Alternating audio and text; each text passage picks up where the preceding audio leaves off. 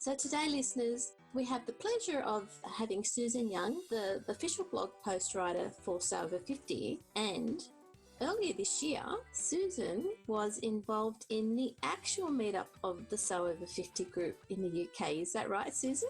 That's right, yes. Yeah, it seemed like a good idea at the time. and then it became quite involved. But yes, it was an idea I'd had, nurtured for a little while, but I couldn't imagine how it was going to happen. Take us through what it is, how it started, and then the whole works around it. Certainly. So what had happened was I'd been to a meetup. I love to go to meetups. Yes. So if you follow my Instagram account, you can see me kind of hobnobbing with all sorts of other sewers and makers. And I've been doing that for 3 or 4 years now, and I love it. And I went to a meetup just before Christmas at a lovely place in North London called the Village Haberdashery. It's a beautiful shop and there's a lovely studio space there as well. And that's where this particular meetup was held. And it's actually quite a regular spot for having meetups because it's a nice centrally placed location in London, but it's not right in the middle. And so I went home from that and I thought, do you know, that would be a really good place to try and organise a Sewover50 meetup, because its location is such that it has transport links coming in from various different places. So it's not right in the centre of London, which finding a place that would accommodate us would be really difficult, really expensive. I've no idea how it would work. So explaining it to a little Aussie like myself, does that mean that you can get there by the tube and also by bus? Yes, you can. No, in fact, it has 2 different tube lines and an overground train line. Yes, it's really well connected. The only thing that's more difficult is if you drive, because it's in a suburb of London, a really built-up suburb of London. Parking is not easy. Although I did chat with one lady on the day and she had driven. What you can now do in the UK, if you're going to places like that and you need to park, there is a website where you can book space on somebody's drive. Really? Yeah.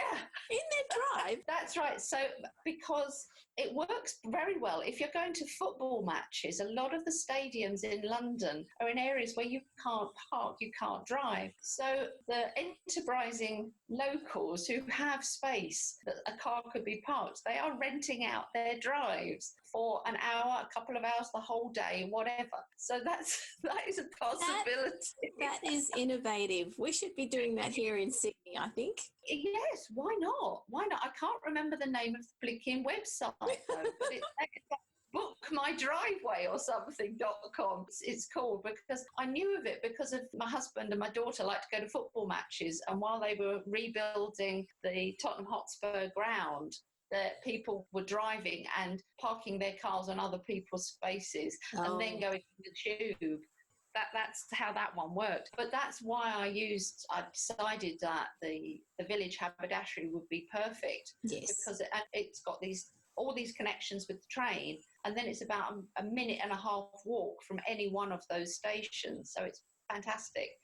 And it's a beautiful building as well. So I'll know how to get there at some point in the future.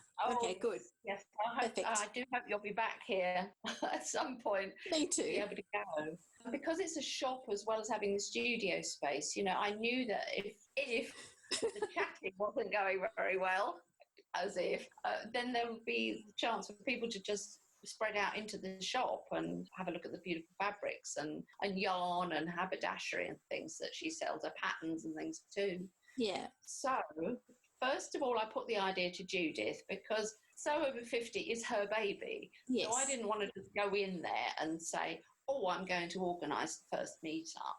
I wanted it to have Judith's blessing, and also I really wanted, if possible, for Judith to be able to be there. Exactly. That might not sound much to ask, except Judith lives in Edinburgh, and obviously I'm near London. So the next thing was to find dates that the shop had available and then check that Judith would be able to come for one of those days.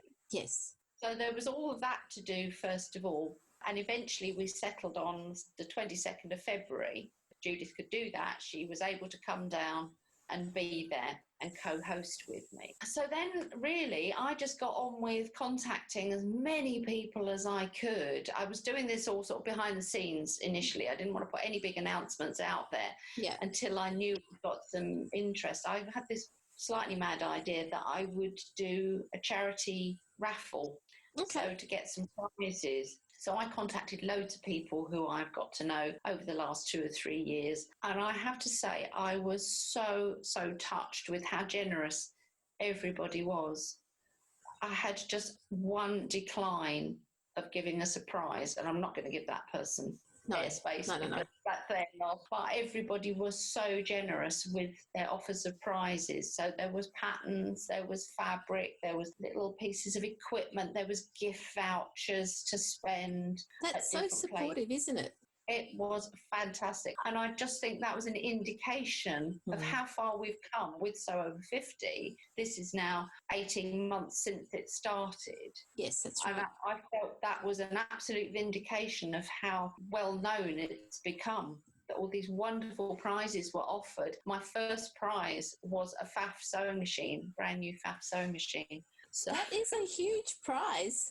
Which was worth nearly £600 sterling. So that's very generous. It really was. So then it was just a case of like, well, how many people can we have in the space? Because I'm the only person who'd been there. Judith had never been there. And so I was in contact with Annie, the owner of the shop, just to check this out. And I thought, well, I'll overstate how many tickets, and then I put the tickets out there, and I opted to make the tickets free. Yes, because that made it less complicated, in fact, to organise that. So I announced the tickets being made available. I think it was in January. I've actually forgotten now. So the tickets were available on a Saturday morning in January, and there were 60 tickets, and they'd all gone in 2.5 hours. Wow. It was mad. It was like Glastonbury of sewing. That sounds like it. Everyone must have been on their phones just waiting for the tickets to become available. I really think they were, because the bulk of the tickets had gone. Over half the tickets had gone in less than an hour. And there were only a couple of dribs and drabs left by the end. There were about 6 tickets left, and they were all snapped up before midday. I would have had that in my calendar with the alarm going, and I'd be there trying to get the ticket as soon as they were available. I think you're right. I think that is what people did. And I had a waiting list as well. I had a small waiting list. In the end, of course, the way these things are, some people couldn't come and they let me know beforehand. So then I was able to offer the tickets to the people on the waiting list. So I think virtually everybody who wanted to be able to come did come. And people travelled huge distances. That was the other thing. So on the day, by then I'd sorted everything out. My daughter came with me. My husband had made a cake. He likes to make a fruit cake. Judith wanted a fruit cake, and Tony's very good at making those. So he'd used his Christmas cake recipe. Oh, that's lovely. So we got that all the way there, and we took all the prizes. I didn't have the sewing machine. I'd opted for that to be delivered directly to the winner, so I didn't have to carry a sewing machine. Good idea. You don't want to be carrying a faff on the tube. No, exactly. And it was also a masterstroke to have taken my daughter as well, because she actually works in advertising, and I gave her my phone so she could take photos. So she was virtually the only person that took any photos on the day, because everybody else was so busy chatting. Exactly, and that's what happens. Yeah, it was wonderful, the atmosphere. I was a little bit anxious beforehand, but not too much. I thought I've done everything I can. I know that people will chat. It's not like I've got to organise much now once they're there. Yeah. And we chatted, and of course the time went. It just disappeared in no time. It was wonderful from my point of view too, to watch new friendships being formed, and people meeting in real life. People could come from hundreds of miles away.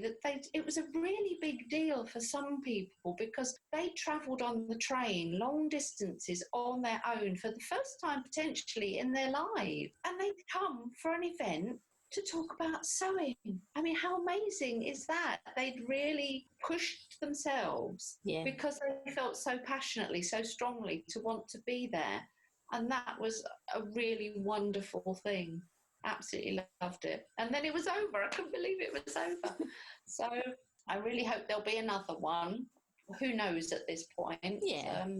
It was just fantastic. It really was. And I wrote a blog post. So if any of your listeners are interested, there is a blog post there, which I think you've possibly linked to already. Yes. So go and have a look. But most of it is just photographs. It's all the photographs that Bryony took of people enjoying themselves and chatting and having a really good afternoon. And then away they went again. What could be nicer? Exactly. And I've had a look at the photos. It was actually good to see certain faces that I've seen on Instagram or I've seen on the Sewover50 blog posts or on the Instagram posts. I think if people go to your blog posts and just have a look at the photos, they'll be able to see the joy that everyone had on the day. Very much so. And it was interesting also because some of the people that were there, they follow the account, but they never post anything. I think Sandy touched on this when she was chatting with you. She did. Yeah. They just watch. They watched, and yet they felt strongly enough that they came to the event. So I didn't know who they were. Judith didn't recognise them either. And Judith obviously is very much hands-on with the account on a day-to-day, but she didn't know who they were either. But these ladies felt strongly enough, were interested enough that they wanted to be there and to be a part of it. But they're shy, or exactly, they don't want to put themselves on the internet, and that's understandable because not everybody wants to, but they still wanted to be involved. So amazing, fantastic. Yeah, it's really good to see that people who are not so prolific or seen still have that passion for sewing and the sewing community and actually turn up in person. That's a huge star. That's a huge thing, isn't it? And some of them, not everybody had to come terribly long distances. Yeah. But others had come, like I said, really long distances. So not only did we not know who they were, they didn't know any of us yet either. But you do have this thing when you feel like you know somebody. Yeah. Because a lot of people came up to me almost like I'm some kind of sewing celebrity, which is ridiculous. But they know who I am because my face is out there quite often. And what with the pink hair as well, although I have to confess it ain't pink at the moment because I really can't be bothered this time. Nobody's going to see it. But once we're released back into the wild again, then I shall pink it up again. Yeah, people recognise me more easily than I can necessarily recognise them. But it's lovely. It feels a privilege that people want to come and chat with you about sewing. I think the key thing from my perspective when I've seen what yourself and Sandy and Judith have done, you've done it from the heart. Yeah. And I think that's what people treasure. And that's why they are happy to be involved, even if they're only watching and not actually posting. That's fine, isn't it? If that's what works for them, then that's what works for them. Not all of us are outgoing and chatty. I can put that front on, but I'm more than happy to just be quietly working away here at home on my own. I enjoy my own company just the same as I enjoy the company of others. I think Sandy and I are perhaps a bit more gregarious than Judith. Judith is an absolutely lovely person when you're with her, but by her own admission, she's quite more reserved, I think, in putting herself publicly out there. Yeah. But, she's our great leader. She is.